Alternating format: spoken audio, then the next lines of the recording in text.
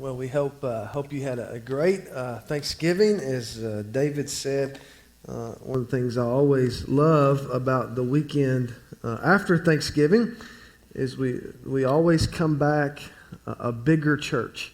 And I don't know, you can take that however you want to take that, but if you feel like you're a bigger person today than you were when you left, I'm right there with you.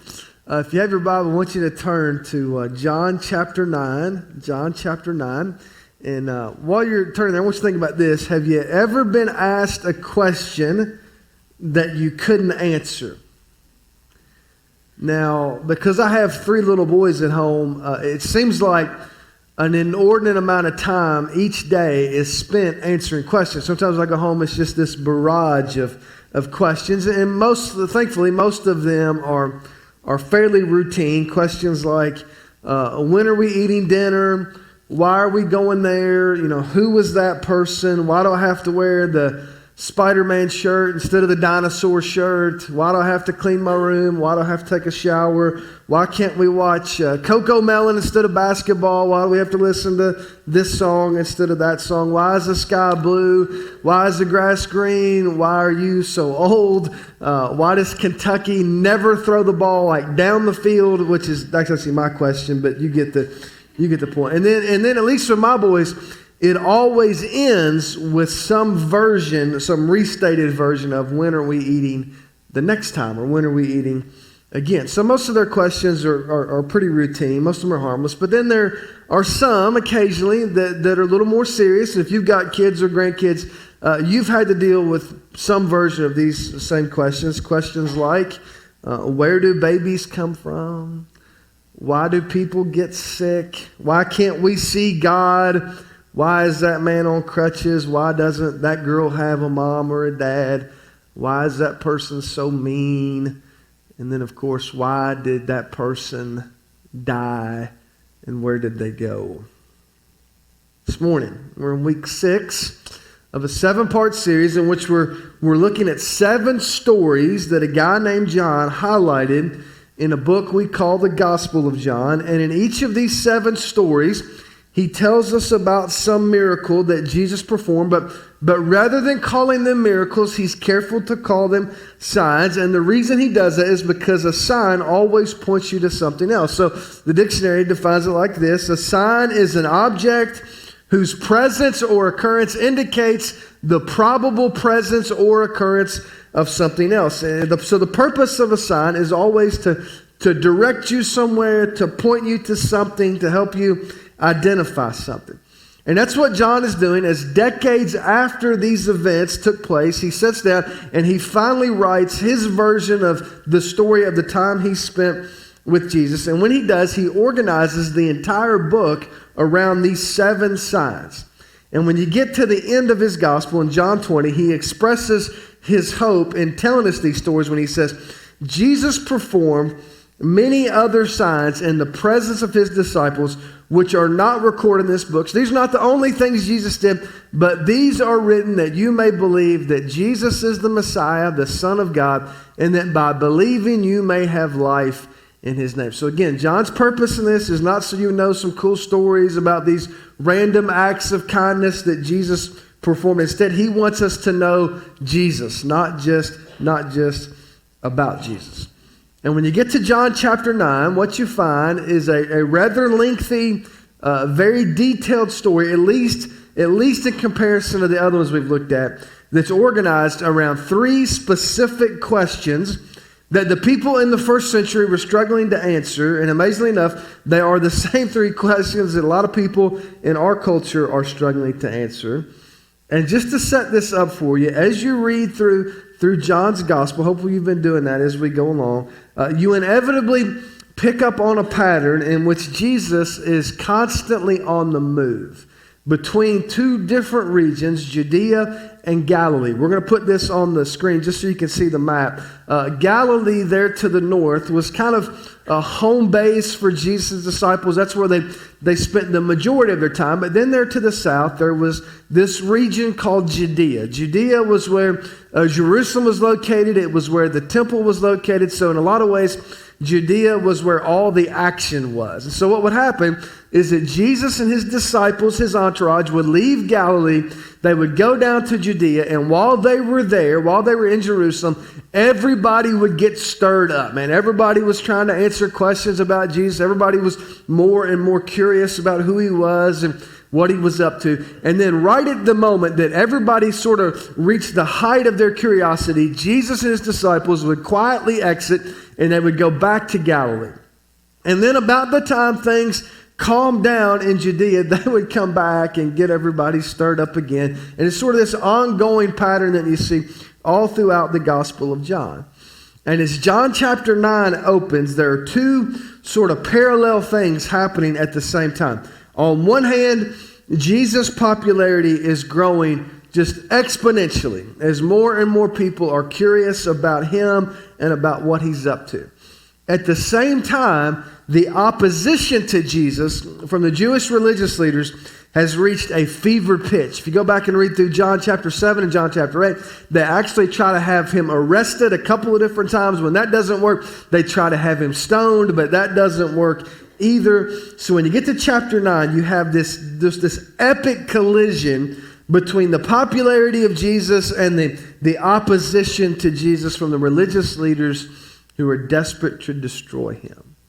If you had to pick a sign to represent this story, it would look something like this next sign. Because what Jesus is doing is what John is doing, he's wanting to communicate with us about the difference between people who can't see and people who refuse to see. Because there's a difference. It was a great Helen Keller who lost her sight and her hearing at just 19 months old, but went on to become a best-selling writer who said, "There are none so blind as those who will not see." Notice he said cannot see, but will not see.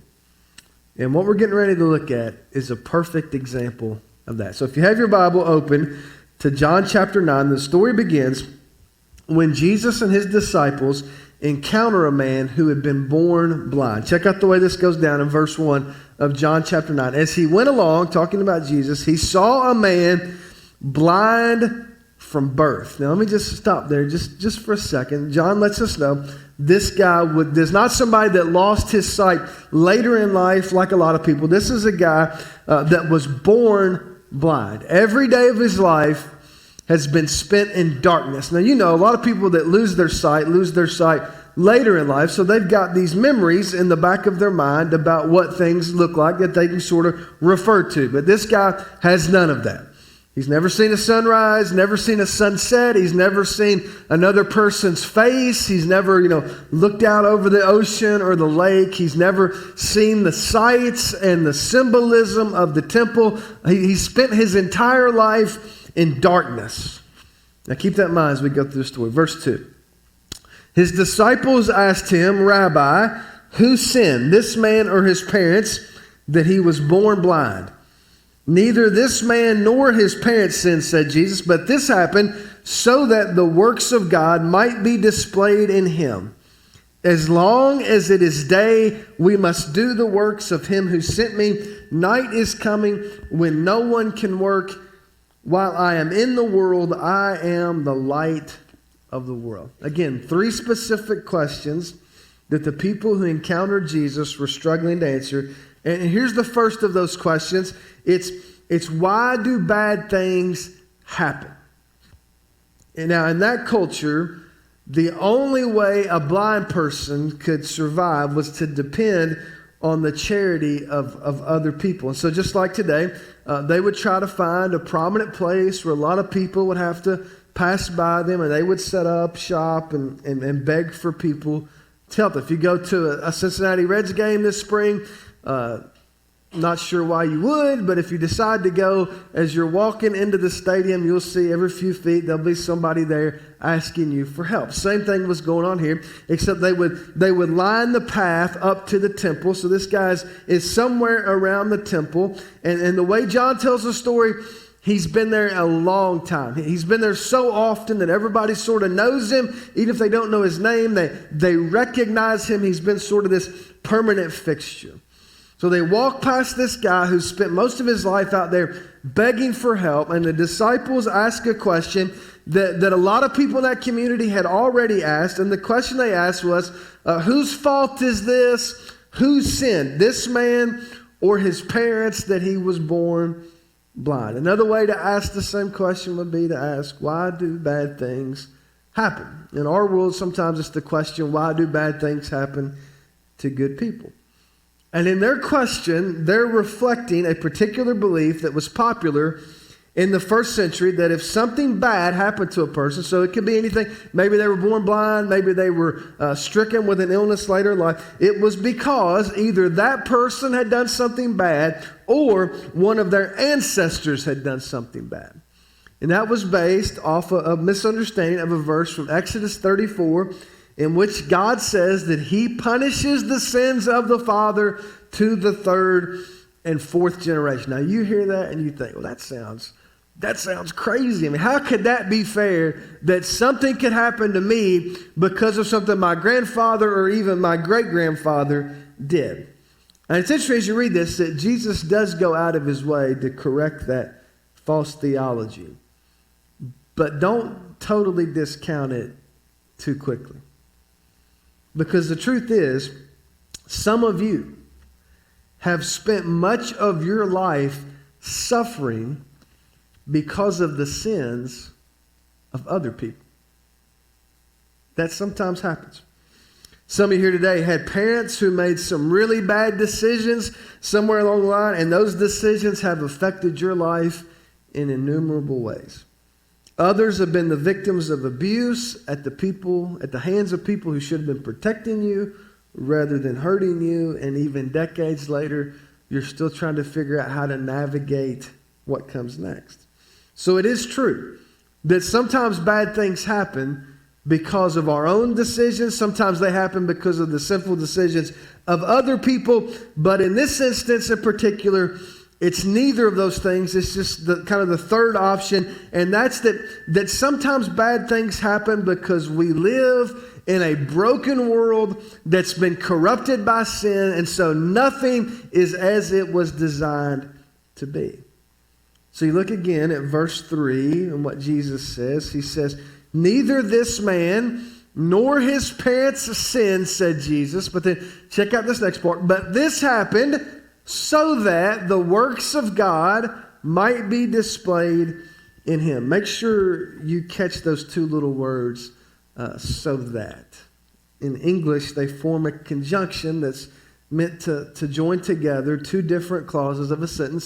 So what Jesus does here is he says, on one hand, there are these things that cause us to suffer. There are these bad things that happen, and sometimes they happen because of our choices, sometimes because of choices of others, sometimes they just sort of happen because we live in a messed up world, and they just happen, and they're over here.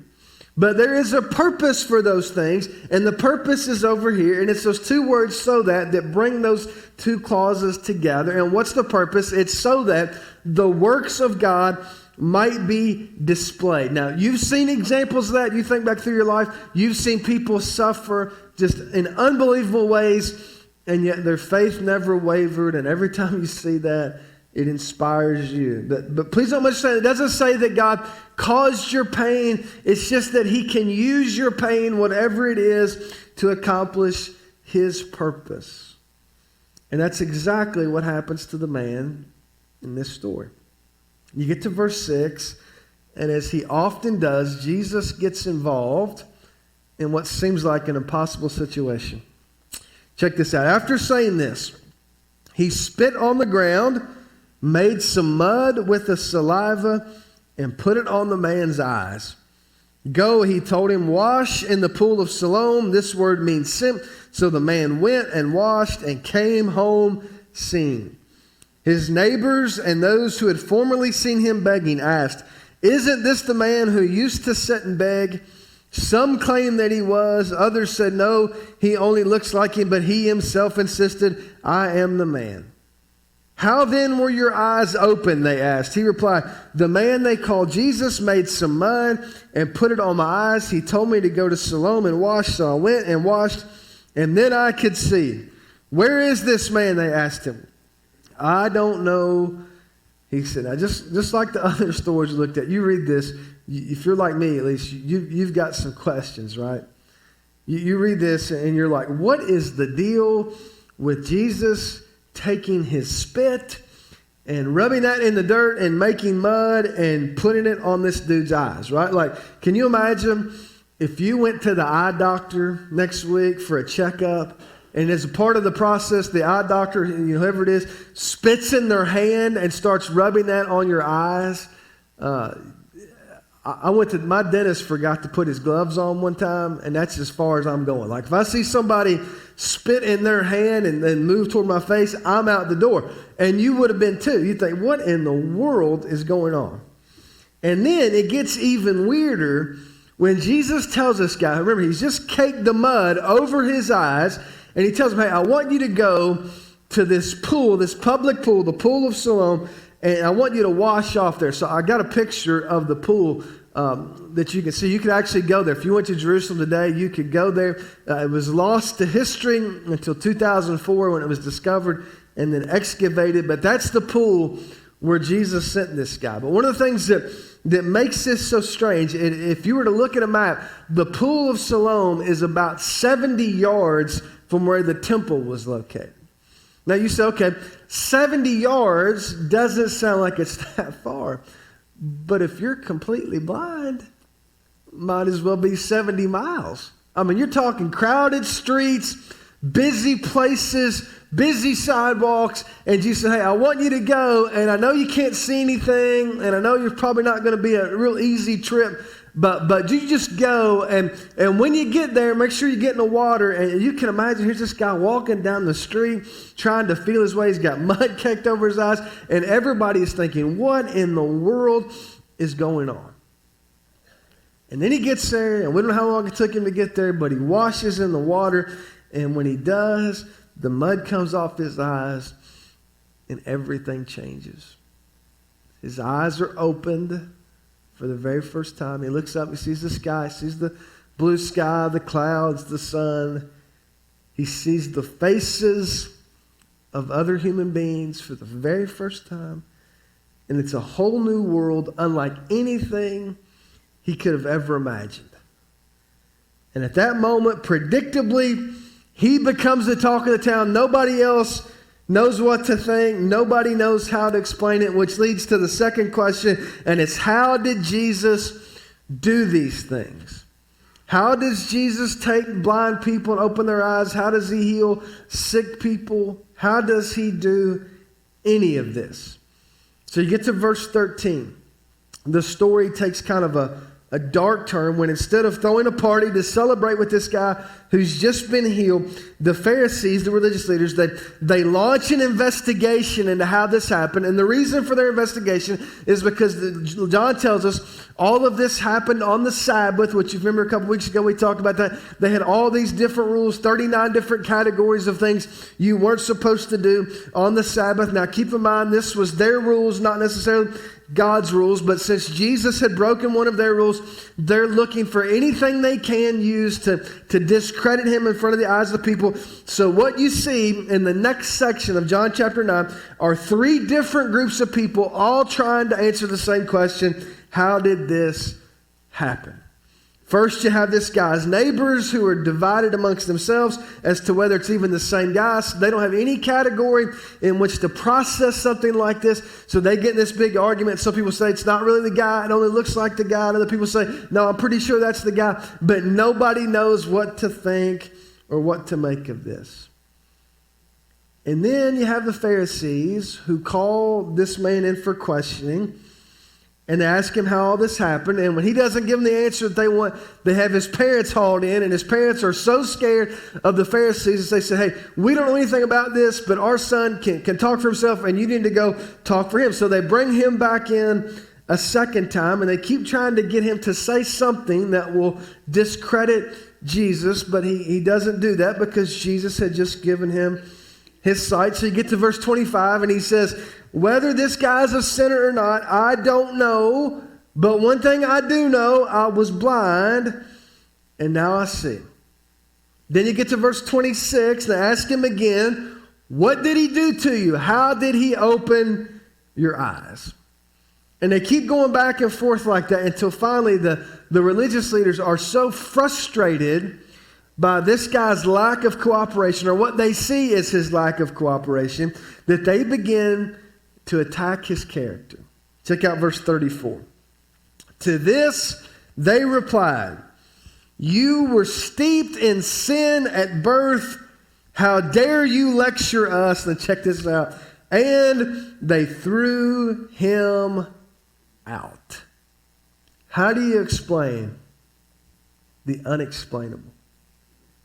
As you read through this story, everybody's trying to process what happened, how it happened, and what it all might mean. But even more important than that, there's another question that's interwoven all throughout John chapter 9, and really all throughout the Gospel of John, because it's the one question that John is most concerned with answering, and it's the question, who is Jesus?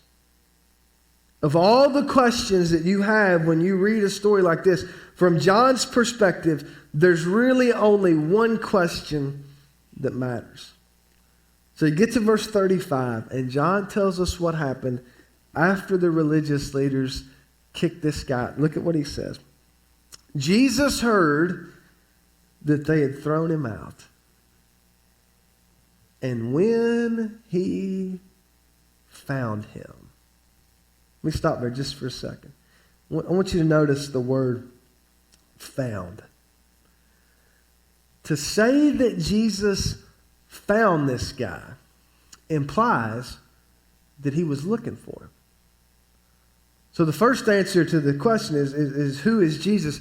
He's the kind of person that goes and looks for those who've been attacked, for those who have been unfairly criticized, for those who have been kicked out. He's the kind of person who looks for those whose neighbors and who the religious people and maybe even their families have thrown under the bus and kicked to the curb and even disinvited them from the family table. That's what he does because that's who he is.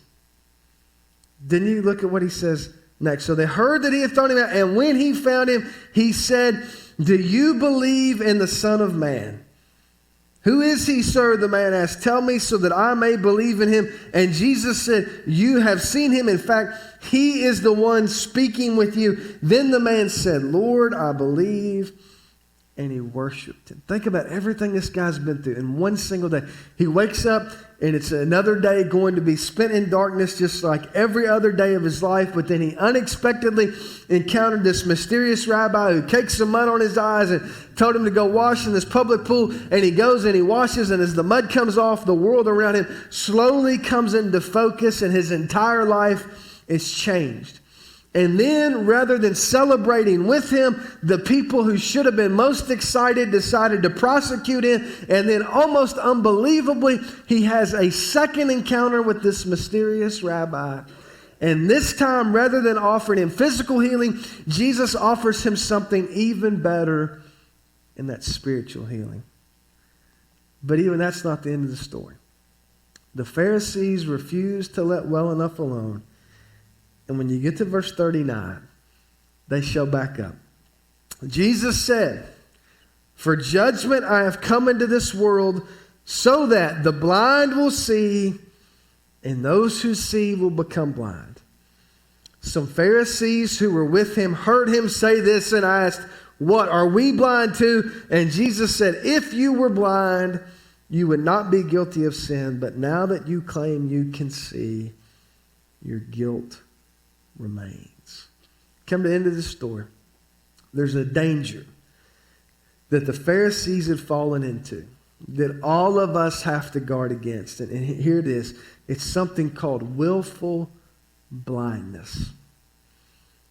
The phrase willful blindness, sometimes you'll see it referred to as conscience avoidance, is a legal theory that describes a situation in which a person seeks to avoid any kind of civil or criminal liability for a wrongful act by intentionally keeping themselves unaware of facts that would render them liable. One legal scholar defined willful blindness as closing one's eyes to the high probability a fact exists. Another way to think about it is willful blindness occurs when there is something that I should know and something that I could know that I choose not to know. That's what willful blindness. So if I manufacture some kind of product and I know or I should know that product has a tendency to blow up and injure people who purchase my product, then I'm liable for that injury.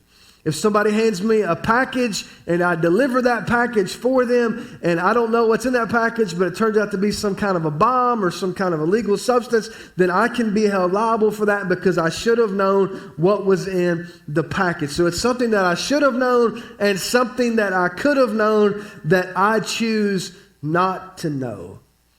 One way to think about willful blindness is it's refusing to look when there's something to see. It's refusing to acknowledge something that should be evident. It's refusing to accept the answer to a question for which there is a clear answer. So as you look at this exchange at the end of John 9, that's exactly what the Pharisees are doing. They're refusing to look when there's something to see. They're refusing to acknowledge something that should have been evident, and even though they're the scholars of their day, they're refusing to accept the answer to a question that had a clear answer. And keep in mind, by this point in the story, man, they've already investigated Jesus multiple times. They've heard all the stories. They've questioned and in some instances re-questioned all the participants. They've gone back and cross-examined all the witnesses. They've reviewed all the testimonies. And yet in one instance after another, they've refused to see what should have been clear. And you go back to John 1. John describes them and people like them saying, the true light that gives light to everyone was coming into the world. He was in the world, and though the world was made through him, the world did not recognize him. He came to that which was his own, but his own did not receive him. Why did they not recognize him?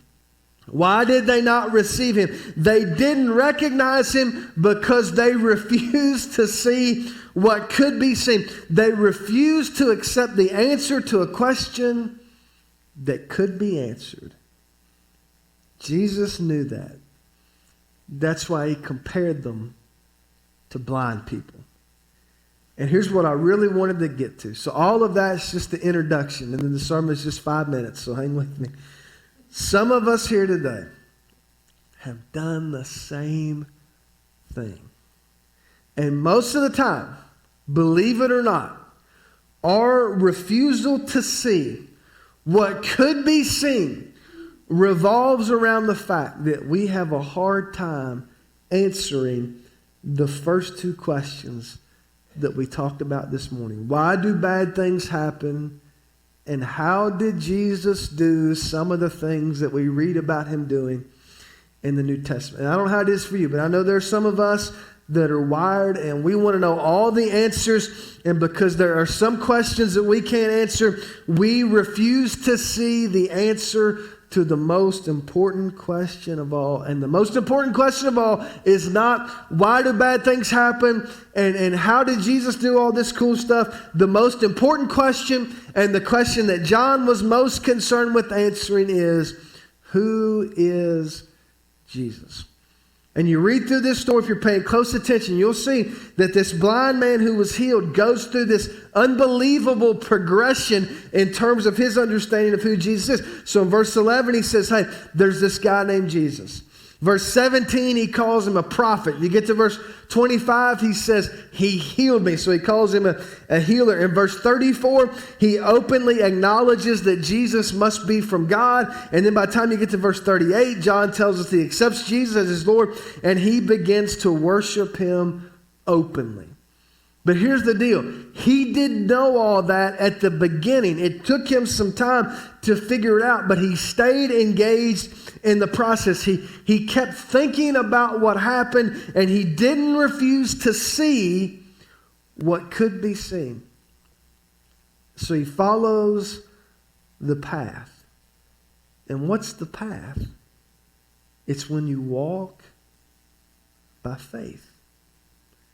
2 Corinthians 5, the Apostle Paul describes Christians or followers of Jesus as people who walk by faith and not by sight. And what he meant by that is there are certain things that you don't see and certain questions that you don't get answered until you start to walk. There's certain twists and turns on the path that you don't get to see until after you're already on the path. There's certain questions that you're not going to know the answer to until you engage in the process. But the good news is you don't have to be able to explain everything in order to experience something. You don't have to know how it's all going to end in order to get started. So back at the beginning of October, we took my oldest son, Cannon, and he's the one that asked like the most questions. We took him to the eye doctor for a follow-up exam. There was something that they'd been watching for the last couple years, and over that time, he's had a little bit of trouble with his visual perception. If he's tracking something on a line, sometimes his eyes will sometimes get blurry and vision gets blurry. So to remedy that, they did two things. First, they gave him a prescription for some glasses. They said, we want you to wear your glasses whenever you're trying to read something and whenever you're doing your schoolwork. So that was good. The other thing they prescribed was something called a vision therapy. So basically the way this works is when he gets out of school once a week, we go to the eye doctor, and he spends an hour doing all of these little exercises that are meant to improve his focus and his visual process and all that. But in between the visits, though, they give him some homework that he has to do.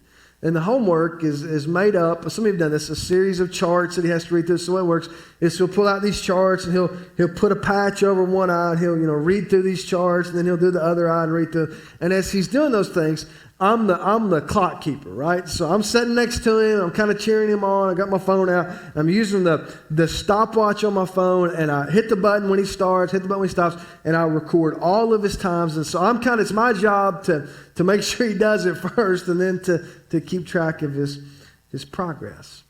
And so I'll write down the time, then I'll go back and I'll look, here's what we did 2 nights ago, and here's what we did last week, and here's where you were when you started. And do you know what's crazy? He's actually getting faster. Like his vision is actually improving. So almost every time we go, sometimes it's 1 second faster, sometimes it's 2 or 3 seconds faster, but he's getting faster because his vision is improving. His eyes are getting stronger. Now, just for a second, I want you to imagine that knowing that the glasses are helping and the vision therapy is working, that I decided that because I can't really explain how all this works, and I don't really understand, how reading a chart strengthens your eyes, and I'm not sure if somebody asked me, what's going on in his brain and how does his brain communicate with his eyes. I'm not sure I can explain that. So here's what I'm going to do. I'm going to hit the pause button because I've got these questions that I can't answer. I'm just going to stop the whole process, and then what I'll do is I'll get on Google, right? And I'll download a bunch of articles about vision therapy. And I'll read what this person says, and then I'll read what this person says. And then maybe I'll find some people that know what they're talking about, and I'll go interview them. And I'll say, what did you think about this? And how did this change for you? Then if that doesn't satisfy me, I'll go to Amazon and I'll download all kinds of books about eyes and vision. And then if I still don't have the answers I want, maybe I'll enroll in optometry school. And in 5 years from now, when I graduate, assuming I graduate from optometry school, then maybe, since I have a little better understanding, then maybe I'll restart the process with Cannon and allow him to take this vision therapy and strengthen his eyes. Then you hear that and you say, well, that doesn't make any sense. Of course it doesn't make any sense. But that's what a lot of us do. Because we've got questions that we can't answer. And because there might be some things that we don't understand, we don't even take the first step. And in doing so, we miss out on what God's trying to show us. In the words of Helen Keller, there are none so blind as those who will not see. Or as Jesus said, I have come into this world so that the blind will see and that those who see will become blind. Now let me ask you, which one are you? Which category would you fall into? Have you allowed your eyes to be opened so that you can see what can be seen? Or have you said, you know what? I got questions. There's things I don't understand. I'm not sure how the pieces fit together. I'm not sure what it's going to look like. So I'm just going to close my eyes and pretend that I don't know what deep down inside I really know. So which category are you in? Some people are blind and think they can see. Other people choose to stay blind when they could see.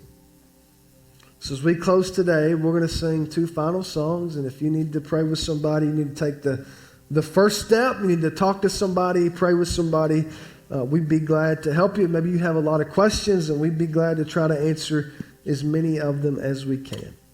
For others of you, it's not the first step, but the next step. Maybe you're ready to be baptized into Christ. Maybe you're ready to move your membership, become part of this family. Or maybe you just want to talk to somebody about what your next step should be.